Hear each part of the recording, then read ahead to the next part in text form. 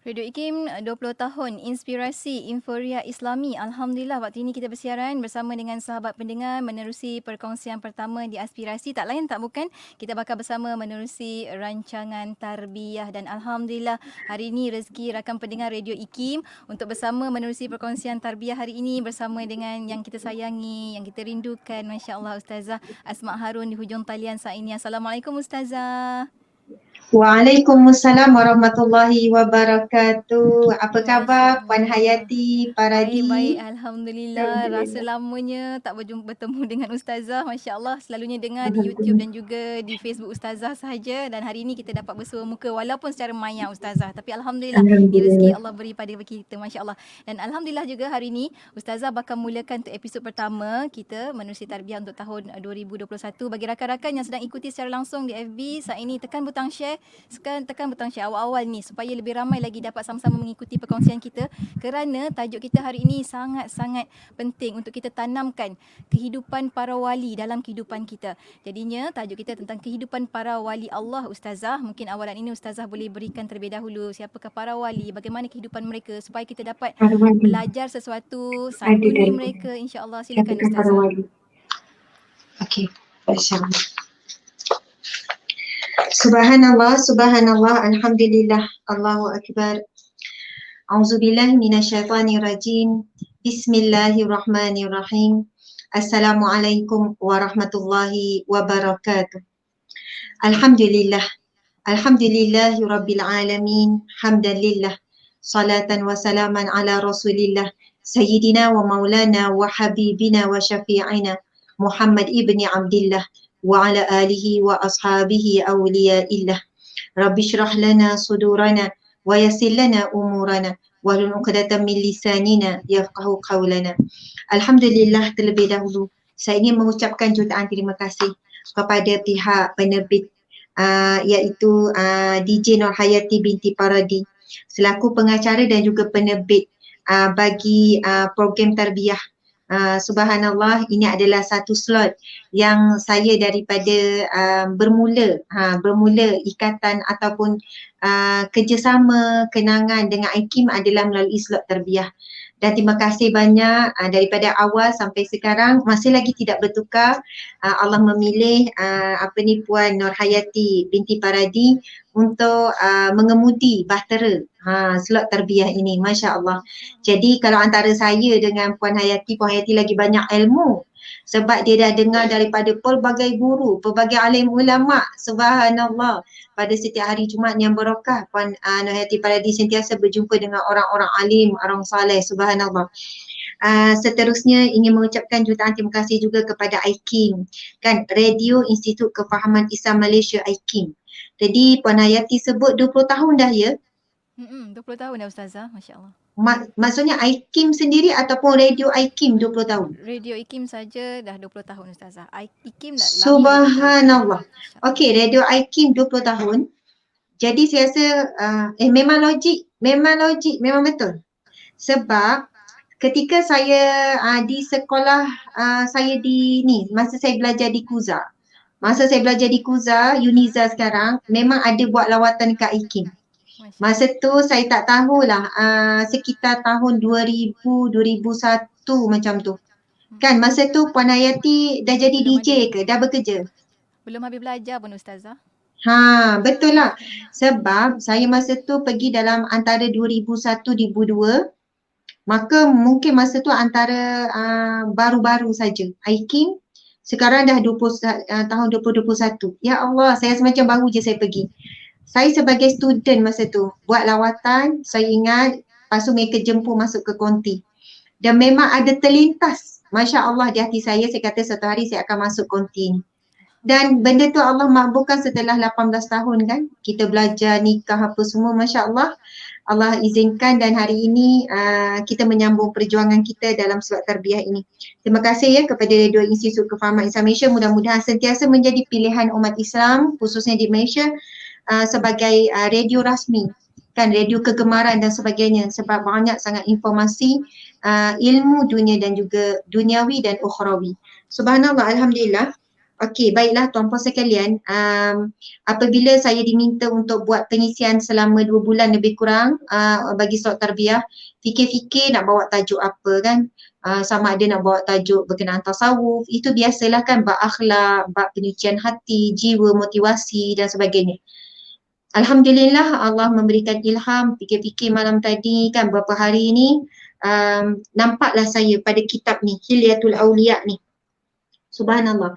Ini adalah sebuah kitab yang menghimpunkan kisah-kisah para wali Allah ataupun para alim ulama. Subhanallah.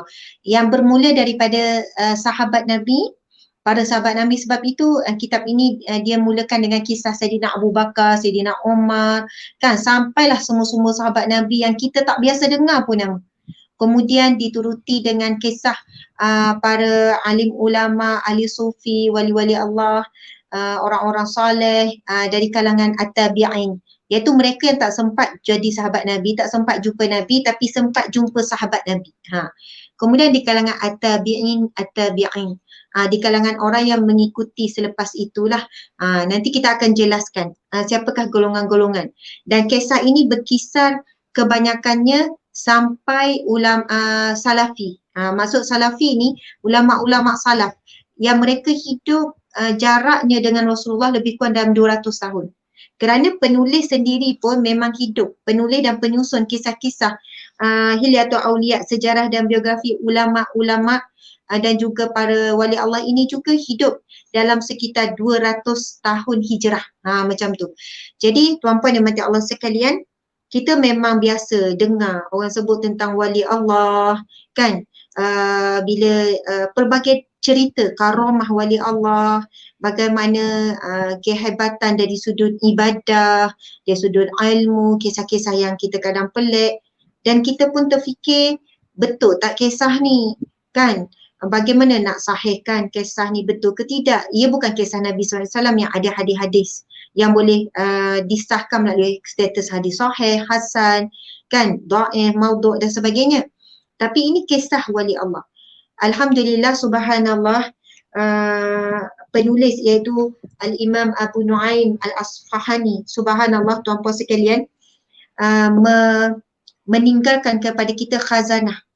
Kitab ini sebenarnya saya tak ingat dah berapa jilid, 26 jilid ke berapa, cuba kamu cari. Sebesar ni, tebal ni tuan-puan sekalian. Saya sebenarnya ada seorang guru, para pendengar sekalian, para pendengar IKIM, walau di mana anda berada melalui radio ataupun ni, dalam beberapa bulan yang lepas ada seorang guru pondok yang minta saya beli kitab ni. Dia kata, Ustazah, kalau nak dapatkan kisah-kisah yang sahih, yang ada sumber-sumber, Ustazah belilah Hilyatul Auliya. Dan di situ juga kita boleh mendidik diri kita dan juga ummah dengan kisah-kisah Hilyatul. Ada 26 jilid. Betul lah, 26 jilid. Masya Allah. Ada je jual dekat Shopee dan sebagainya. Harganya lebih kurang dalam 1,800 kalau penuh jilid. Saya tak jual ataupun kesilan. Tapi kalau adalah kalian yang berminat kan, nak kenal para alim ulama, ahli sufi kan, wali Allah ni, ini antara kitab yang diyakini. Cerita-cerita daripada sumber-sumber yang ada riwayat-riwayat. Alim ulama, riwayat para sahabat Nabi dan sebagainya. Jadi ada 26 jilid. Dan bahasa Melayu. Masya Allah, dah diterjemahkan. Cuba kita tengok, mesti ada matan-matan kisah dia dalam. Kalau saya buka kan, semua. Sebab itu kita akan rasa macam saya sendiri kan, Puan Hayati, dengan kejahilan saya lah. Saya tak kenal, saya tak tahu bahawasanya ada kitab yang sampai 26 jilid menghimpunkan kisah para wali Allah, kisah para sahabat. Kisah para sahabat kita biasa dengar. Tapi kisah sampai jumlah beratus-ratus himpunan kisah wali Allah, kisah alim ulama ni. Sebab saya jahil lah, saya tahu ramai alim ulama, orang-orang alim memang dah tahu kewujudan kitab ni. Jadi bila guru pondok ni, dia beritahu kata Ustazah kena miliki supaya kisah-kisah yang Ustazah ceritakan di dalam ceramah adalah kisah para wali Allah dan kisah yang benar. Daripada kita bercerita kisah-kisah orang zaman sekarang yang belum tentu, maksudnya mereka itu di kalangan orang-orang yang benar-benar soleh dan sebagainya. Jadi ceritalah orang-orang yang telah pun terbukti kesalehannya. Macam itulah. Okey, sahabat-sahabat dimati Allah sekalian, soalan Puan Yati saya nak jawab berkenaan siapa wali Allah. Kan duk sebut wali Allah. Ada tak wali Allah zaman sekarang? Ada tak wali Allah yang hidup di kalangan kita? Jadi perkataan wali itu sendiri kita nak kupas. Ada yang kata, banyak ustazah wali. Kan? Memang ramai je wali. Rupanya wali nikah. Wali nikah. Subhanallah. Bila sebut wali nikah ni, kalau kita sebut, okey, ayah ni wali. Wali ni kan kita baca nama Allah Asmaul Husna, ya wali. Salah satu nama Allah Asmaul Husna, Al-Waliyu. Ya wali, ya wakil. Al-Wali maksudnya penjaga. Sebab itu bila sebut ayah ni wali, kan? Ayah ini penjaga. Masya Allah. Bila sebut waliullah, bukanlah bermaksud penjaga Allah. Memang jangan tafsirkan begitulah. Tapi wali Allah membawa maksud orang yang menjaga agama Allah. Masya Allah. Yang menjaga hak-hak Allah. Yang wali ataupun wakil Allah untuk melaksanakan perintah Allah. Untuk menjalankan amal ma'ruf, nahi mungkar, menjembatkan agama Allah. Sudah tentu wali Allah ini adalah orang-orang yang sangat dekat dengan Allah. Orang yang alim, Masya Allah. Dia mesti orang yang berilmu, orang yang alim. Kemudian dia orang yang soleh. Dia orang yang beriman, dia orang yang bertakwa. Subhanallah, Allahu Akbar. Jadi tuan-puan sekalian, saya nak menjawab soalan siapakah wali Allah itu secara ilmiah. Saya merujuk kepada Irsyad Fatwa siri ke-399. Kena tunjuk bukti ni. Kan nanti kata ustazah ni reka-reka lah pula keterangan pasal wali-wali ni. Jadi saya pun tak ada ilmu, saya tahu saya pun merujuk kepada rujukan yang boleh diyakini. Iaitu Irsyad Al-Fatwa siri ke-393 di bawah Jabatan Mufti Wilayah Persekutuan. Mufti Wilayah Persekutuan. Okey, jadi soalan dia sama dengan soalan Puan Yati, iaitu siapakah wali Allah? Okey, saya baca jawapan ya daripada yang disediakan ni oleh tim penyelidik dan juga daripada Jabatan Mufti Wilayah Persekutuan. Masya Allah. Golongan yang bertakwa, terus kita jawab ni, okey. Golongan yang bertakwa dan beramal soleh dengan penuh keikhlasan kepada Allah Subhanahu Wa Taala akan diberikan ganjaran di dunia dan di akhirat. Mereka ini digelar sebagai wali Allah berdasarkan tingkat amal yang dilakukannya, dan mereka ini adalah golongan yang akan bergembira di hari akhirat. Okey, pertama definisi yang diberikan adalah siapakah wali Allah, iaitu golongan yang bertakwa, orang yang bertakwa dan beramal soleh dengan penuh keikhlasan kepada Allah akan diberikan ganjaran dan kedudukan, dan mereka digelar sebagai wali Allah Subhanahu Wa Taala. Ia merujuk kepada firman Allah Subhanahu Wa Taala dalam surah Yunus ayat 64. Bismillahirrahmanirrahim. Lahumul busyra fil hayati dunya wa fil akhirah. La tabdila li kalimatillah. Dzalika huwal fawzul azim. Sadaqallahul azim. Yang bermaksud, golongan disebut wali Allah ni yang beriman, yang beramal soleh ni dengan keikhlasan kepada Allah, mereka sahajalah kebahagiaan yang menggembirakan untuk mereka, kebahagiaan yang menggembirakan di dunia dan di akhirat. Tidak ada sebarang perubahan pada janji Allah, demikian itu kejayaan yang besar. Sahabat-sahabat dimati Allah sekalian, saya teringat satu hadis Nabi berkenaan dengan kalimah la ilaha illallah. Nabi bersabda, barang siapa yang mengucapkan la ilaha illallah dengan seikhlas hati, dengan keikhlasan, dengan seikhlas hati, maka dia akan masuk syurga. Subhanallah. Lalu sahabat bertanya, ya Rasulullah, apakah maksud mengucapkan la ilaha illallah seikhlas hati? Lalu Rasulullah menjawab, maksud mengucapkan kalimah la ilaha illallah seikhlas hati itu adalah dengan kamu melaksanakan perintah Allah, meninggalkan larangannya. Masya Allah, subhanallah. Jadi jelas tuntutan daripada kalimah la ilaha illallah. Memang kita tahu Nabi SAW bersabda, man kana akhiru kalami la ilaha illallah dakhala jannah.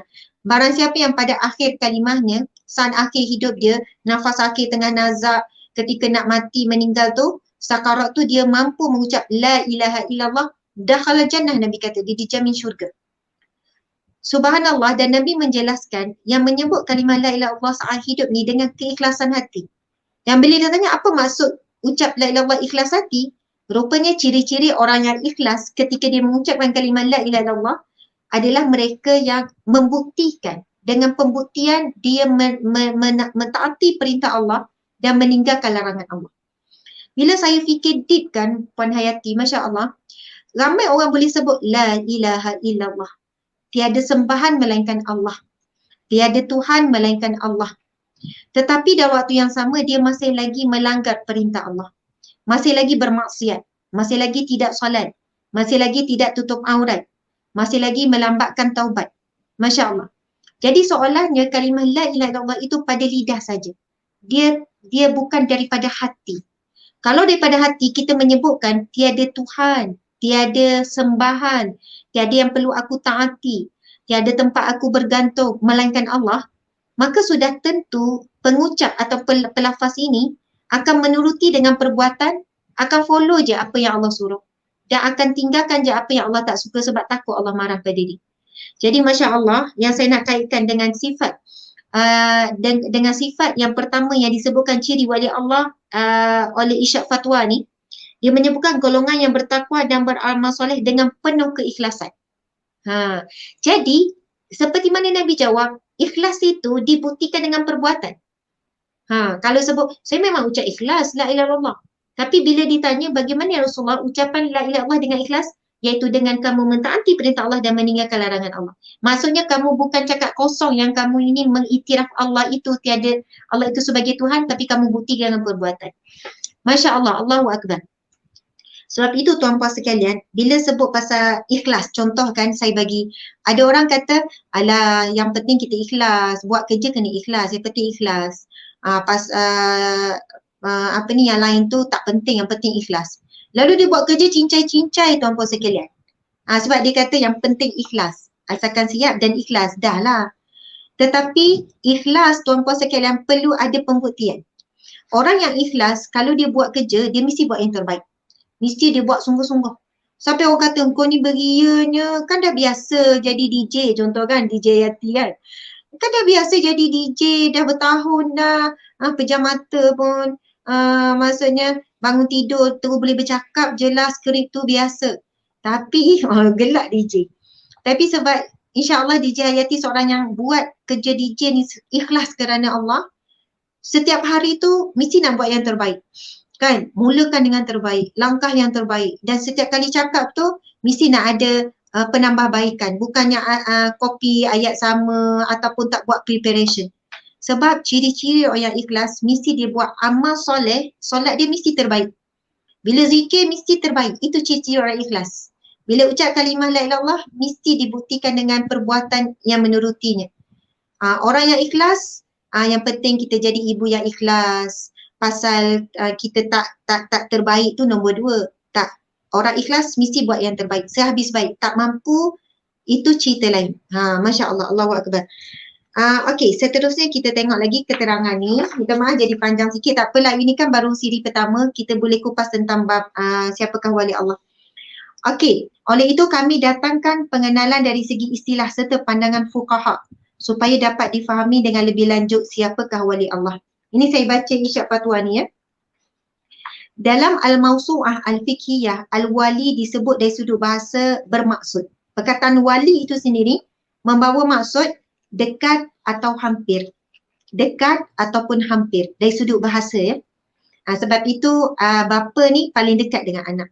Sebab itu dia dikira sebagai wali kepada anak. Ia disebut waliyahu walian, iaitu hampir kepadanya. Masya Allah. Dari sudut istilah, wali itu digunakan sebagai ketua yang tertinggi contohnya. Qadi, tentera dan selainnya. Terdapat pelbagai maksud yang digunakan pada kalimah wali atau wilayah. Ia juga membawa maksud sebagai wakil atau penjaga. Seperti yang diibaratkan sebagai wali di dalam nasab keturunan. Wakil dalam pembagian harta dan lain-lain lagi. Subhanallah. Okey, berkenaan dengan istilah wali Allah, ia bermaksud golongan orang yang beriman dan mereka itu menerima perintah Allah dengan penuh ketaatan dan menjauhi segala maksiat. Dan mereka ini dekat dan hampir kepada Allah dengan penuh rasa kasih sayang, hidayah dan petunjuk. Ibnu Abi Iz Al-Hanafi mentakrifkan perkataan wali, kata lawannya al-adu, iaitu musuh. Lawan kepada wali Allah, dia lawan kepada waliullah, aduullah. Wali Allah lawannya adalah aduullah, iaitu musuh Allah. Masya Allah. Kata dasar daripada al-wala iaitu dekat dan hampir. Wali Allah ialah golongan yang dekat dengan Allah dan dipermudahkan urusannya serta diberikan rasa kasih sayang ke atasnya. Mereka hampir dengan Allah Subhanahu Wa Taala. Okey, kita tengok satu lagi yang dinukilkan oleh Dr. Wahbah Zuhaili.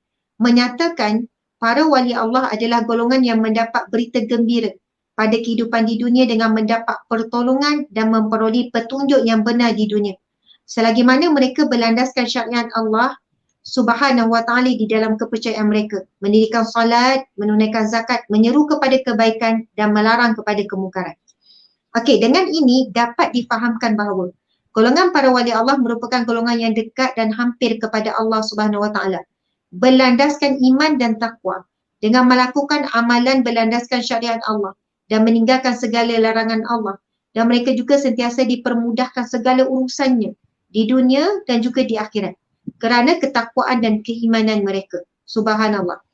Okey, secara umum para ulama membahagikan golongan para wali ini kepada dua bahagian. Yang pertama, golongan yang digelar sebagai wali Allah, dan yang kedua, golongan yang digelar sebagai wali syaitan. Gitu.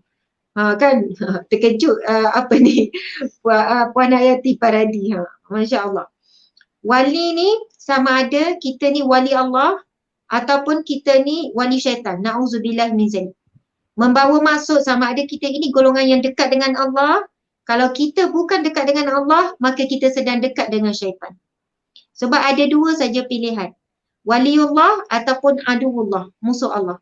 Musuh Allah adalah kumpulan yang berada di kelompok iblis dan syaitan. Kita tahu Allah juga berfirman di dalam Al-Quran, wahadainahun najdain, aku menghadapkan kamu dua jalan. Dua jalan tuan-puan sekalian. Kita tak boleh duduk tengah-tengah. Saya sederhana je. Allah pun tak ikut sangat, syaitan pun tak ikut sangat. Saya buat hal saya. Syaitan pun saya tak ikut. Allah pun saya biasa-biasa je, saya orang biasa. Saya tengah-tengah, sederhana. Tak ada tuan-puan sekalian. Sebab di akhirat sekelak memang ada dua saja pilihan yang ada. Tak neraka, alhamdulillah syurga. Tak syurga, na'udzubillah neraka. Allah sebut, wahadainahum najdain, aku hadapkan kamu dua jalan. Jadi kita kena buat keputusan. Dan kita perlu nekat dengan keputusan kita, kita nak jadi wali Allah.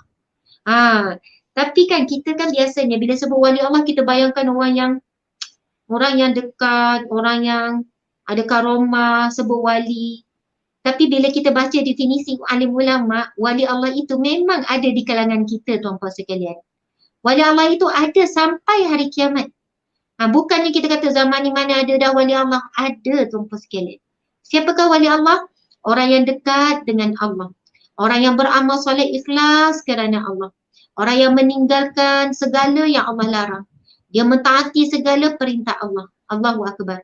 Boleh jadi dalam rumah kita, seorang ibu ayah sedang membesarkan wali Allah. Sedang membesarkan anak-anak yang soleh dan solehah.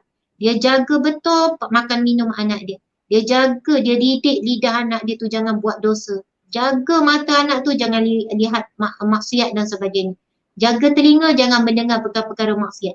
Subhanallah, Allahu Akbar. Okey, kita tengok sikit lagi ya. Di dalam hal ini Syekh Islam Ibn Taymiyah menyatakan di dalam kitabnya bahawa di antara wali Allah dan musuh Allah adalah mereka yang bersaksikan mengikut Nabi Muhammad sallallahu alaihi wasallam. Sesungguhnya ia wali Allah, iaitu waliyur Rahman. Dan sesiapa yang bersaksikan selain daripada itu maka ia adalah musuh Allah dan dia golongan wali syaitan. Na'udzubillah min zalik. Ini disebut oleh Syekh Imam Ibn Taymiyah ya. Imam Asy-Syaukani menyatakan di dalam kitabnya, mereka yang dihitung sebagai wali Allah mestilah beriman kepada Allah, malaikat, kitab, takdir yang baik dan buruk seperti diperintahkan oleh Allah Subhanahu Wa Taala. Okey, di sini ada secara ringkas menceritakan tentang ciri-ciri wali Allah seterusnya. Okey, saya tengok sikit ringkas yang saya nak tengok. Okey, yang kita takut. Golongan yang digelar wali syaitan. Ini untuk soalan pertama saya nak gulung. Bukan gulung lah, sambung sikit lagi. Allah Subhanahu Wa Taala menceritakan golongan yang menjadikan syaitan itu sebagai pemimpin mereka. Kehidupan mereka ini berpandukan kepada kekufuran dan kemungkaran. Serta mereka menyangkakan bahawa diri mereka itu berada di dalam kebenaran. Walau mereka itu berada dalam kesesatan yang nyata. Firman Allah Subhanahu Wa Taala dalam surah Al-A'raf ayat 30. A'udzubillahi minasyaitonirrajim. Innahum ittakhadhu syayatina awliya'a min dunillah wa yahsabuna annahum muhtadun. Sadaqallahul azim. Tuan-puan sekalian, memang perkataan awliya disebut di dalam firman Allah ini dan ia dikaitkan dengan syaitan. Sebab itu ulama membahagikan dua, wali Allah ataupun wali syaitan. Tadi kita tak biasa dengar orang sebut wali syaitan, betul kan? Puan Yati. Saya pun bila kita baca penulisan ni baru kita faham dan ia bersumberkan firman Allah. Allah berfirman, innahum muttakhazu syayatina awliya. Kerana sesungguhnya mereka telah menjadikan syaitan-syaitan itu pemimpin-pemimpin ataupun yang dekat, wali dia. Dia jadikan syaitan itu yang dekat dengan dia, awliya. Kita kalau biasa dengar awliya ni wali-wali, kita bayangkan wali Allah, orang-orang soleh. Tapi dalam ayat ini Allah menyebutkan asyayatina awliya, awliya syaitan. Mengambil syaitan itu sebagai pemimpin ataupun yang didekat ataupun yang ditaati. Serta mereka pula menyangka bahawa mereka berada dalam petunjuk hidayah. Wa yahsabuna annahum muhtadun. Dan mereka menyangka bahawa mereka dalam petunjuk hidayah. Hari ini tuan-puan sekalian sangat banyak fahaman-fahaman yang bercanggah dengan akidah kita. Bukan satu, bukan dua, mungkin puluh-puluh, mungkin ratus-ratus. Di keliling kita, tolong jaga. Yang mana mereka menyangkakan mereka dalam petunjuk Allah. Mereka dalam kebenaran. Kita sangat takut tuan-puan sekalian, ada isu-isu yang terbaru sekarang kan. Kalau nak kupas tu jadi panjang. Dan pengikut bukan sikit ramai. Yang mempercayai dan meyakini. Dan orang-orang, golongan-golongan yang tersalah bab akidah ini. Mereka menyangkakan mereka benar-benar dalam petunjuk Allah. Sebagaimana disebutkan firman Allah. Tetapi mereka sebenarnya telah menjadikan syaitan itu sebagai awliya. Sebagai yang mereka dekati dan mereka taati. Ada lagi firman Allah dalam surah Al-An'am ayat 121. Allah berfirman, Bismillahirrahmanirrahim. Wa inna syayatina la yuhuna ila awliyaihim liyujadilukum wa in ata'tumuhum innakum la musyrikun. Dan sesungguhnya syaitan-syaitan itu membisikkan kepada pengikut-pengikutnya ila awliyaihim, awliya syaitan ni. Sebab itu bila sebut awliya, jangan bayangkan awliya ni dalam sisi kanan saja, awliya ada sisi kiri, iaitu awliya syaitan. Siapa? Pengikut-pengikutnya, supaya mereka menghasut kamu dan jika kamu menurut hasutan mereka, sesungguhnya kamu tetap menjadi orang yang musyrik. Okey, kesimpulan dah. Kita terus bagi kesimpulan. Berdasarkan kepada soalan dan nas yang diberikan serta pandangan para alim ulama, dapat disimpulkan bahawa para wali Allah boleh dikenali dengan sifat iman dan takwa mereka terhadap Allah. Dan sifat para wali Allah sentiasa mendahului perintah Allah dan syariat Allah yang dibawa oleh baginda sallallahu alaihi wasallam daripada kehendak dirinya, daripada kehendak manusia. Mereka juga sentiasa menyeru kepada kebaikan dan mencegah kepada kemungkaran. Oleh itu, tiada sesiapa yang boleh menentukan secara pasti atau muktamad bahawa seseorang itu adalah wali kecuali Allah. Manusia hanya dapat menilai seseorang itu daripada zahir amalannya sahaja. Dan sebaiknya kita bersangka baik terhadap sesama manusia. Ini kerana Allah Subhanahu Wa Taala yang Maha mengetahui zahir dan batin hamba-Nya. Firman Allah Subhanahu Wa Taala dalam surah An-Najm ayat 30. Bismillahirrahmanirrahim. Inna rabbaka huwa a'lamu biman dhalla an sabilihi wa huwa a'lamu biman ihtada. Sadaqallahul azim, yang bermaksud sesungguhnya Tuhanmu dialah jua yang lebih mengetahui orang yang sesat dari jalannya dan dia jualah yang lebih mengetahui orang yang mendapat hidayah petunjuk. Dalam surah Yusuf, Allah berfirman yang bermaksud, demi sesungguhnya kisah Nabi-Nabi itu mengandungi pelajaran yang mendatangkan iktibar bagi orang yang mempunyai akal fikiran. Jadi tuan-puan sekalian, wali Allah ada pada zaman sekarang pun. Ada sampailah kiamat nanti. Siapa? Orang yang bertakwa, yang beriman, yang menyuruh kebaikan, yang mencegah kemungkaran, yang meninggalkan maksiat, yang mentaati perintah Allah, orang-orang yang saleh. Tetapi sebagaimana kesimpulan yang dituliskan, kita tidak boleh menentukan dan tak boleh sebut kan, ni wali Allah ni wali Allah. Tetapi jika kita nampak ada ciri-ciri kewalian, kan, dengan solehnya, dengan ada orang cerita pula karamah, macam ada lagi orang sebut di Kedah ada wali-wali Allah lagi, kan di setiap negeri pun kata ada wali-wali Allah, lalu pergi jumpa minta doa, salah ke? Tak salah, memang boleh. Yang mana kita dengar contohnya yang disebutkan Pak Sumi kan di Kedah, ada lagi beberapa alim ulama yang ada umur 70, 80, ada umur 90 kan. Itu saya pergi faham pun ada orang yang kata ustazah dikatakan ini wali Allah ni ustazah. Banyak kisah-kisah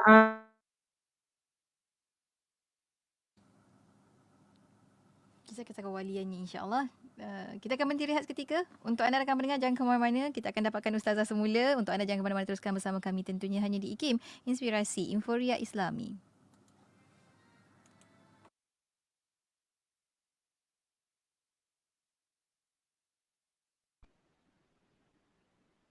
ada air kosong. Ya Arhamar Rahimin, Ya Arhamar Rahimin, Ya Arhamar Rahimin, فرج على المسلمين يا أرحم الراحمين يا أرحم الراحمين يا أرحم الراحمين فرج على المسلمين يا ربنا يا كريم يا ربنا يا رحيم أنت الجواد الحليم وأنت نعم المعين يا أرحم الراحمين يا أرحم الراحمين يا أرحم الراحمين فرج على المسلمين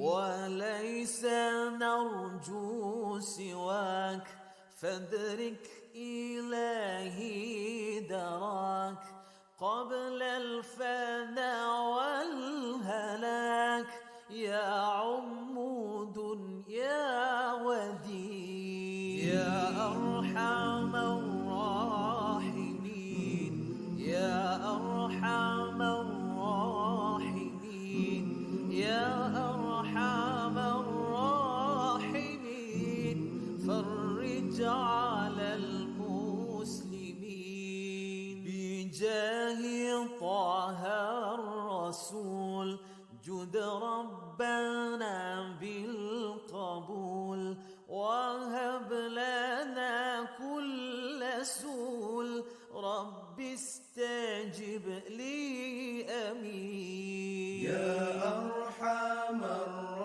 الراحمين يا أرحم الراحمين يا أرحم الراحمين فرج على المسلمين واغفر لكل الذنوب واستر لكل العيوب واكشف لكل الكروب.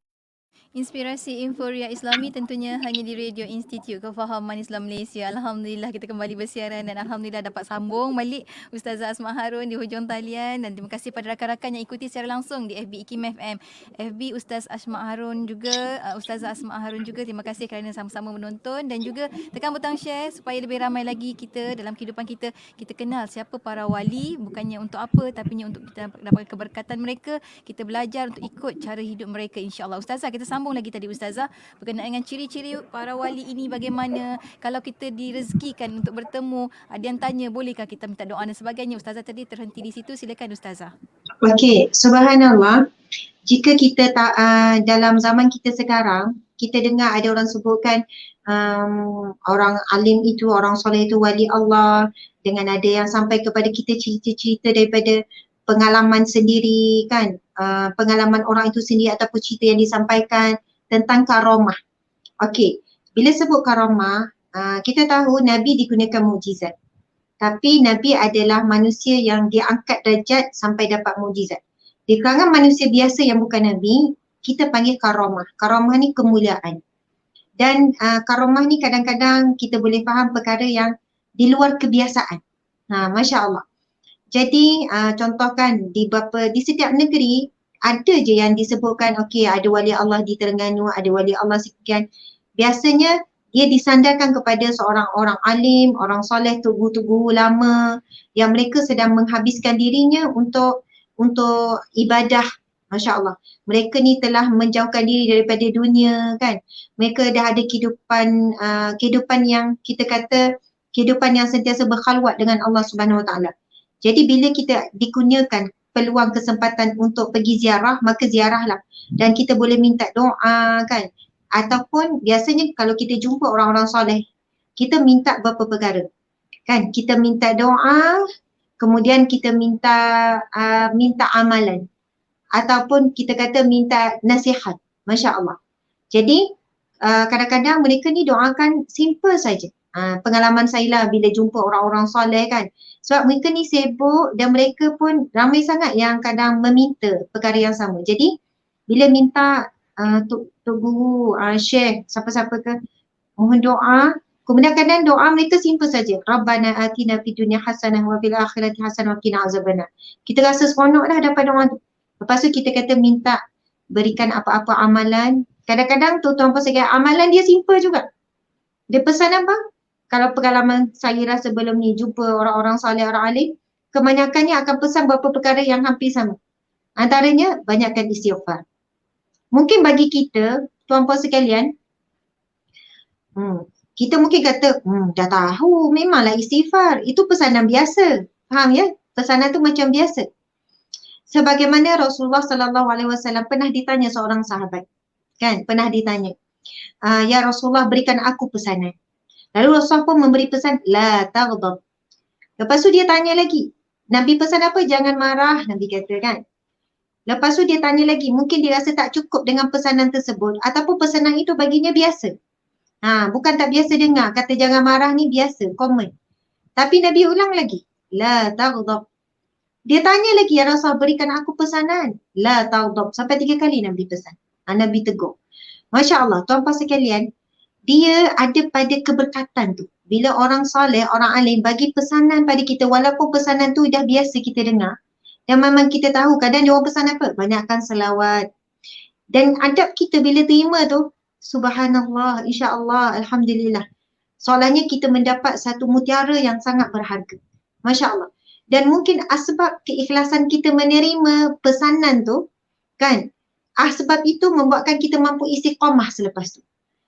Kita bukan tak tahu pasal kelebihan istighfar, selawat, zikir, macam-macam lagi lah. Tetapi cabaran kita adalah untuk istiqamah tuan-puan sekalian. Untuk menghayati zikir tersebut.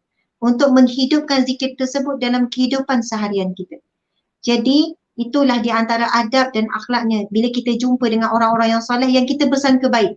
Yang disebutkan kesimpulan dalam tulisan Isyad Fatwa ni, kita perlu bersangka baik dengan orang bila kita melihat orang itu soleh, orang itu baik, maka bersangka baiklah bahawasanya mungkin dia ini wali Allah. Bersangka baik begitu. Tapi kita tak boleh isyarat, ni wali Allah, minta doa wali Allah. Bukan begitu. Tapi dengan bersangka baik, nampak macam orang baik, orang soleh, ya Allah, mungkin dia wali Allah. Macam tu.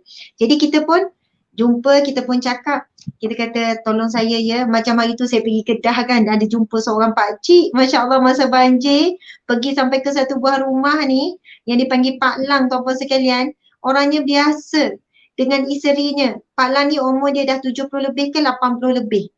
Tak, 80 lebih tak silap. Kami kan buat misi banjir di Kedah, sampailah saya ke sebuah rumah ni memang habis semua sebab dia tepi sungai tuan-puan sekalian. Tapi saya bukan katakan dia adalah wali Allah, saya cuma nak share pengalaman saya tuan-puan sekalian. Bila pergi memang semua rosak dalam rumah tu sebab betul-betul dekat sungai. Umurnya lebih kurang dalam 40 lebih, mata terang, memang tak pakai spek, telinga terang, sehat. Lepas tu bila saya tanya, Pak Lang, bila banjir datang masuk ni air laju sebab betul-betul tepi sungai, rumah sebelah dia dinding batu runtuh. Nak kata kuatnya air sungai tu memang deras sangat. Dia punya aliran tu. Jadi dia kata dia dengan isterinya dua-dua dah tua, tak boleh keluar pada rumah. Memang duduk dalam rumah dalam keadaan air sampai pinggang, air semakin tinggi, duduk je, berdiri je dalam rumah. Sebab nak buka pintu pun tak boleh, air deras. Lepas tu bila saya tanya, macam mana, apa kekuatan Pak Lang menghadapi situasi cemas tu? Dia jawab satu je, tawakkaltu ala Allah, dia sebut. Dia bukan cakap dalam bahasa Melayu kalau kita bertawakal pada Allah, tapi dia sebut tawakkaltu ala Allah. Bertawakal pada Allah, serah. Pak Lang serah betul-betul. Saya dah rasa naik bulu roma dah tuan-puan sekalian. Saya kata ya Allah, hebatnya kalimah Pak Cik ni. Orang yang tak dikenali tuan-puan sekalian. Bukan siapa-siapa. Tapi selepas itu saya sambung lagi live saya dengan Pak Lang ni tuan-puan sekalian. Lepas tu saya tanya Mak Lang kat rumah sebab TV tak ada. Habis tu buat apa berdua? Ada radio dia kata. Salah daripada tu Mak Lang ni isteri jawab, Pak Lang ngaji, malam-malam ngaji. Lepas tu saya tanya, oh Pak Lang ngaji. Pak Lang suka surah apa? Surah apa yang Pak Lang paling suka? Saya masa tu takut nak tanya lebih sebab kita jumpa berhadapan dengan orang tua tuan-puan sekalian. Umur dah 80 lebih. Saya kadang-kadang berhati-hati bila tanya pasal Al-Quran sebab ramai orang tua hari ni tak mampu baca Quran. Bukan sebab mereka malas tapi ketika kecil dulu mereka tak ada peluang untuk belajar dengan tak ada guru Al-Quran. Sebab kita berhadapan dengan seorang warga rumah umur dah 80 lebih. Lepas tu Pak Lang jawab apa? Tahu tak? Bila saya tanya surah apa yang Pak Lang paling suka? Kalau tanya kita mungkin surah Al-Ikhlas ke kan? Contohlah kan. Puan Yati. Jawapan dia ialah Pak Lang suka surah Al-Baqarah. Puan Yati. Dia jawab surah Al-Baqarah. Saya bila dengar, dia jawab masa tu dia tak tahu. Dia tak kenal saya sebab tak ada telefon canggih. Dia telefon Nokia lama tu. Tak kenal saya, tak pernah dengar ceramah apa semua, TV pun tak ada kat rumah. Saya tanya, kenapa Pak Lang suka surah Al-Baqarah? Saya takut salah lah. Saya kata ni kali pertama saya tanya surah apa paling suka, orang jawab Al-Baqarah. Sebab Al-Baqarah surah paling panjang. Biasa orang sebut Yasin ke kan, Ar-Rahman ke Al-Waqiah, tapi dia jawab Al-Baqarah. Tahu tak Puan Yati dia jawab apa Pak Lang? Ni cerita 2 minggu lepas ni. Pak Lang ni jawab, kerana dalam Al-Baqarah ada banyak ayat yang Allah mulakan dengan Ya ayyuhalladzina amanu. Pak Lang ni orang tua ni. Dia kata, dia tahu dah saya ustazah sebab orang duk panggil saya ustazah. Dia kata ustazah, dalam Al-Baqarah Allah banyak sebut Ya ayyuhalladzina amanu. Wahai orang-orang yang beriman.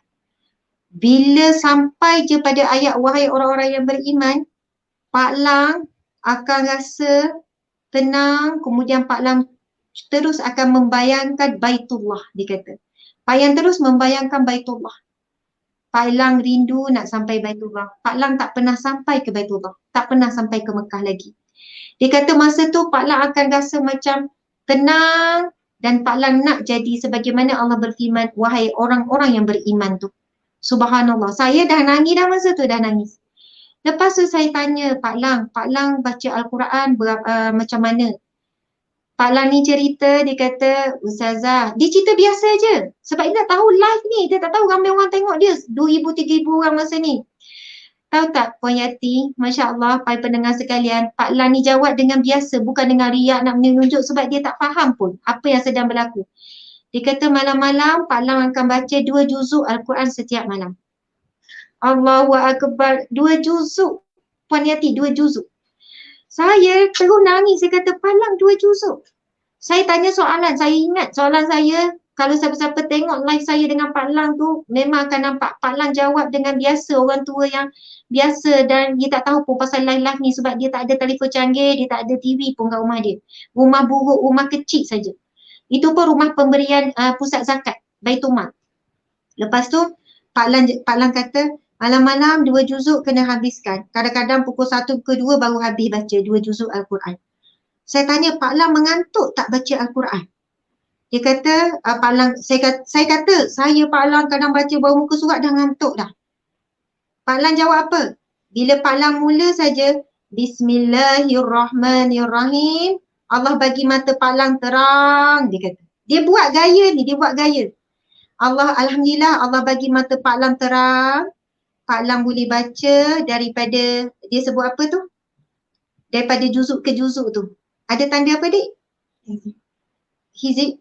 Bukan dia. Makra'. Dia sebut daripada makra' ke makra'. Pak Lang akan baca sampai habis 2 juzuk. 2 minggu khatam. Sebulan kadang-kadang khatam 2 kali, kadang-kadang lebih. Saya kata, Pak Lang buat macam tu daripada dulu. Daripada dulu, Alhamdulillah. Malam mesti habis 2 juzuk. Tuan-puan sekalian, Masya Allah, Allahu Akbar. Masa tu tersasul saya kata, Pak Lang, Allahu Akbar. Pak Lang ni, mudah-mudahan Pak Lang ni wali Allah. Saya terus minta doa lepas tu. Saya minta ni. Tuan-puan sekalian, saya minta doa masa live.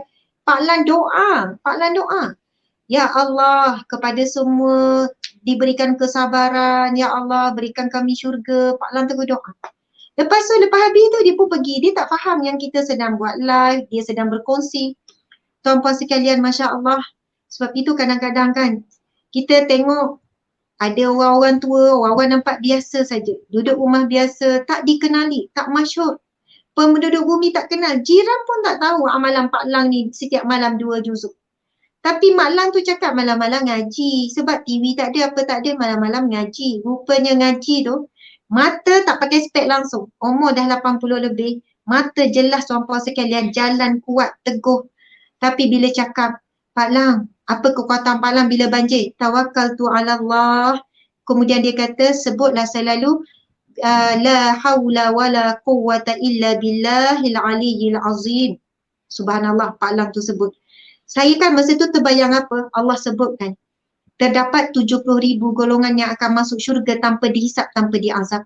Dan bila Nabi ditanya tentang siapakah golongan yang akan masuk syurga tanpa dihisap, tanpa diazab, jawapan Nabi adalah mereka yang bertawakal kepada Allah. Sebab itu nak sampai, nak capai tahap tawakal manusia yang kuat sungguh tawakal kepada Allah ni tuan-puan sekalian. Bukan pada mulut, bukan pada lidah.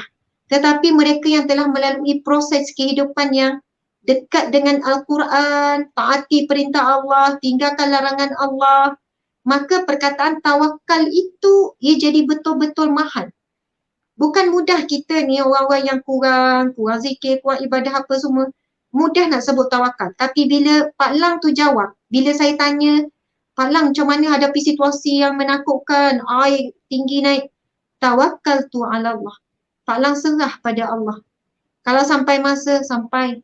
Allah selamatkan Pak Lang, Alhamdulillah.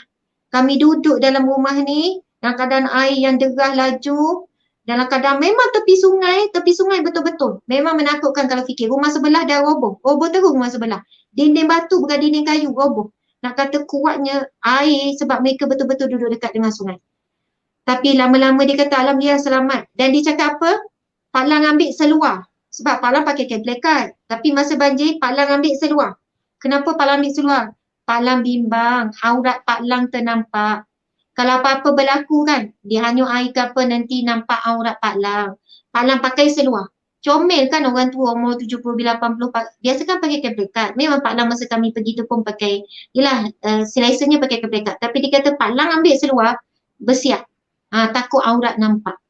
Allahu Akbar, tuan-tuan dimati Allah sekalian. Masya Allah. Subhanallah, Allah izinkan saya untuk pagi yang berakah hari Jumaat kat luar tu hujan. Memang rasa sebab teringat pada Pak Lang. Kalau saya pergi Kedah, saya akan ziarah Pak Lang ni.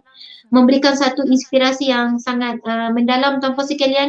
Pagi ni sebenarnya saya merancang untuk membacakan salah satu nama wali Allah dalam kitab ini, iaitu Abdullah bin Zubair, iaitu anak kepada Az-Zubair Al-Awam dan juga anak kepada Sayyidatina Asma. Abdullah bin Zubair ini adalah anak saudara kepada Rasulullah sallallahu alaihi wasallam. InsyaAllah kita akan bacakan tentang wali Allah Abdullah bin Zubair ini pada Jumaat minggu depan. Jadi saya kira setakat itulah daripada saya, masa pun dah habis. Perkongsian tentang siapakah itu wali Allah, dan kita telah pun menceritakan tentang seorang manusia yang istimewa yang bernama Pak Lang yang kami jumpa masa misi banjir di Kedah pada minggu lepas. Mudah-mudahan sedikit sebanyak memberikan kepada kita jentikan rasa kan untuk menjadi salah seorang wali Allah Subhanahu wa taala. Amin ya rabbal alamin. Sekian, wabillahi taufiq wal hidayah. Assalamualaikum warahmatullahi wabarakatuh. Waalaikumsalam warahmatullahi wabarakatuh wa maghfiratu wa ridwanu. Terima kasih banyak Ustazah. Masya-Allah Ustazah telah bawakan satu titik untuk kita betul-betul faham apa yang dimaksudkan dengan firman Allah dalam surah dalam ayat 1000 dinar, bertawakal kepada Allah Betul. tersebut. Masya-Allah. Terima kasih Masya banyak Allah. Ustazah. Sekali lagi Sama. bertemu minggu depan insya-Allah. Assalamualaikum sekali lagi Ustazah. Waalaikumsalam warahmatullahi wabarakatuh. Dan untuk anda rakan pendengar, teruskan kesetiaan bersama kami tentunya hanya di IKIM Inspirasi Inforia Islami.